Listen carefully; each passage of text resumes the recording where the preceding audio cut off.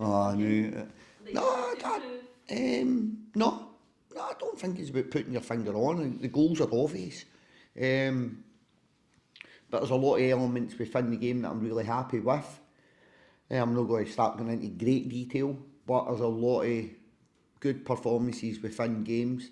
Obviously, you're not going to come. Last year, we could predominantly control 90 minutes of a football match. You're not going to do that at this level. I think this level's actually got a little bit harder from where it was last year and where it probably was the year before in terms of when we got relegated ourselves. I think the Premiership's harder now. You just need to look at the two Edinburgh teams. Predominantly over the last decade, the two Edinburgh teams, you maybe had one doing well, and then there's one gone through transitional periods or whatever you want to call it, managerial changes. I think both Edinburgh teams are doing really well, and then you throw the two Glasgow teams into that mix, and then you can probably caveat that with St Mirren's and Dundee United, who historically has done well in the Premiership. So I think the Premiership's got harder this year, a lot more competitive, and I feel we're holding our own, and I think there's more to come from the group also. There's more to come from myself, there's more to come from the group. So where we are right now, if I kind of dissected every game, I'd be disappointed in some of the points that we have dropped, but there's probably more positives than negatives within that. Hibs are obviously coming into the game as well with a run of draws and also the Derby defeat. What sort of challenge are you expecting? I think David's done a great job. I think Malky going into Hibs has helped him massively.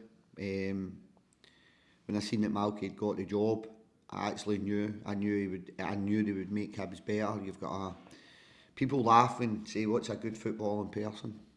That's normally people outside the football that ask these questions. For me, Malky's a really, really good footballing person. You've now got someone within the building, upstairs, helping make good football decisions, which helps David massively. And David knows the club inside out, and he's got a really good group of players, and I think they've recruited really, really well this year. So I feel as long as I've got that balance right in terms of upstairs, downstairs, are always going to be a competitive club trying to get in the top four, for want of a better word. I think it's going to be a difficult game. I think that the European spell made it hard for them as well. When you were Kermsey, I think that's a tough shift for a club at the start of the year, kind of with that European momentum and the games that brings, and the less coaching time that actually gives you on the park, because you're learning within games, you travel, play, recover, travel, play, recover. So I think now that they've kind of got that out their feet, I think they'll probably hit a wee bit of momentum in terms of winning more games of football. Why do you think the standard has gone up in terms of the Um, key factors? well, there's one. So you've got I've just used the Hibs analogy there. I think they've got better. The club's got better. Then I think you could say something very similar for Hearts. So Hearts, for me, got a really top manager, experienced manager in. But you need to get upstairs right, and I think Tony Bloom coming in's allowed Hearts to develop that side of the game, which has really, really helped. I'm looking forward to playing Motherwell, who their manager's brought a kind of different type of football into the Premiership. So I think new management, new structures at clubs, new structures within clubs have really helped clubs. I've got to get their act together. That maybe sounds a wee bit harsh, but does that make sense to you? Then you've got, look at Celtic. Celtic, you're playing against Brendan Rodgers, top manager. They're spending, what have they spent this summer? And what have they spent most summers? 20, 25 million pounds. Does that make the league better? Does that push us to be better? Because the challenge in front of us has become harder. So does that then make the ones below that better again? I think it does. So I think there's a lot of different variables as to why the league, I feel's got better. But I touched on some of them there for you. I think there's the Edinburgh clubs seem to they've got a right good structure about them. And then you throw in the money that Celtic's investing in their squad, it pushes you on as a group. So a lot of different reasons why, but I think it's a more difficult league than the one I left.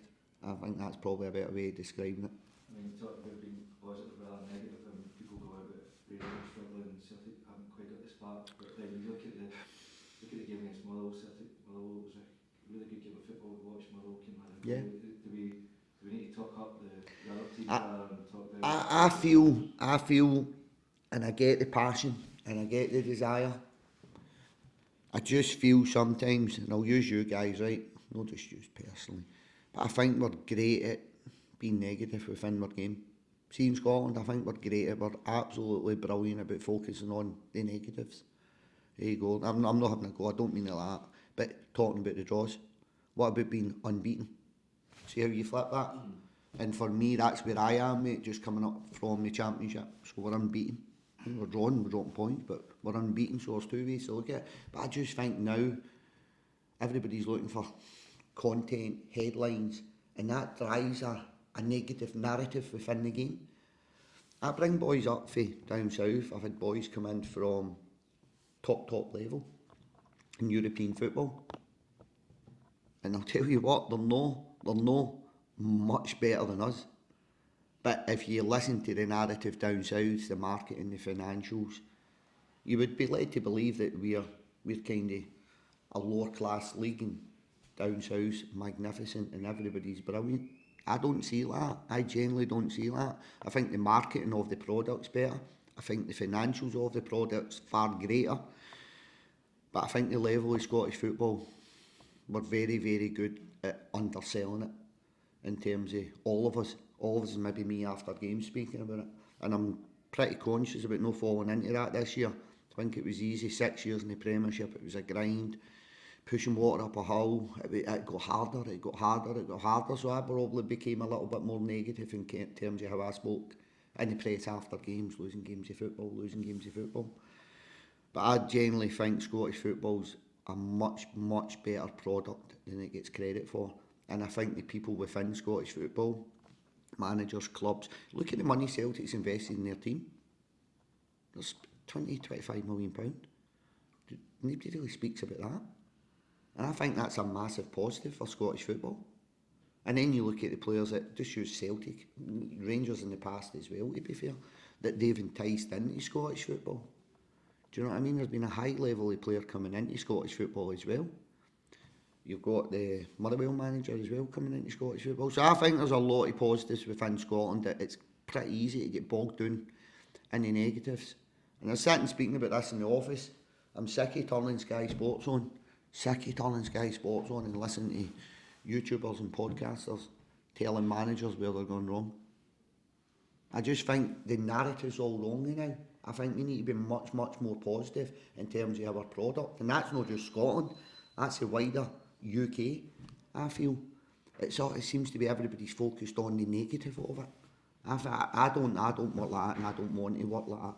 And I think Scottish that can be better, of course it can. But I think we're in a really good place, and there's a really good product here, but we're very, very good at underselling it. Do you think that can put players off coming here when they get here, first of all, the negativity that might surround them, or the negativity that they already know of that exists in Scottish? I need to watch it. I'm not saying just negativity, because there's a huge passion, a huge desire in Scotland, which everybody loves, but sometimes the narrative going into that can be perceived as negative. Or maybe over-critical. A wee bit, yeah. Like, again, there's two ways to spin most stories. There's two stories, then there's the truth type thing. For me, we had guests over from America and Belgium at the Rangers game, and I remember talking to Bakia, and we had Joshua Brennett over. Joshua was over with his agent watching the game.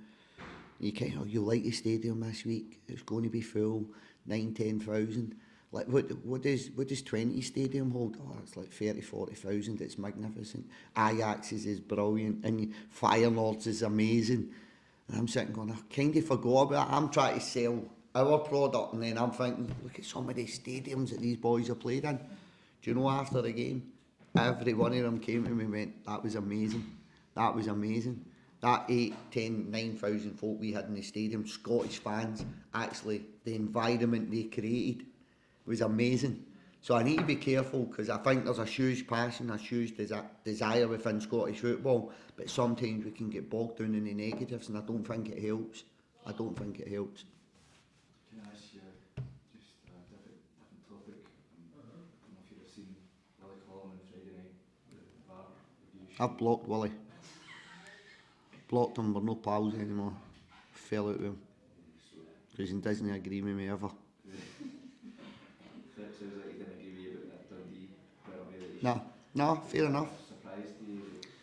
No really. The referee stuck to his guns. Nobody's convincing me otherwise, but that's my opinion. It's subjective, really. Willie's opinion is probably more educated than my opinion, because it's his job. So I can take that in the chin. I can take it in the chin. I'm never going to agree with it, but who's to say I'm right? Does that make sense? I've not got any divine right for everything I believe to be correct. But I don't think it was a pen, but I'm more than, I'm going to say happy, that's probably the wrong word. I'm willing to accept the referee's decision, and I'm willing to accept Willie's opinion, because the two of them, it's their job. They're more experts in kind of that field than what I'll ever be. See how I'm positive I'm being there? No, but do you know what I mean? So I'm alright with that. I'm okay with that. I never even bothered Willie about it.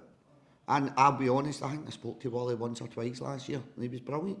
I enjoyed this idea. I don't, listen, you're never going to change my mind on that, but it's a subjective opinion at that point. But I quite like that show in terms of they're coming out, they're being transparent, they're cherry picking the narrative that you listen to. There's probably a big gap in there that's missing. I'll need to phone Willie actually. Nah, I'm only kidding. But do you know, I quite enjoy it.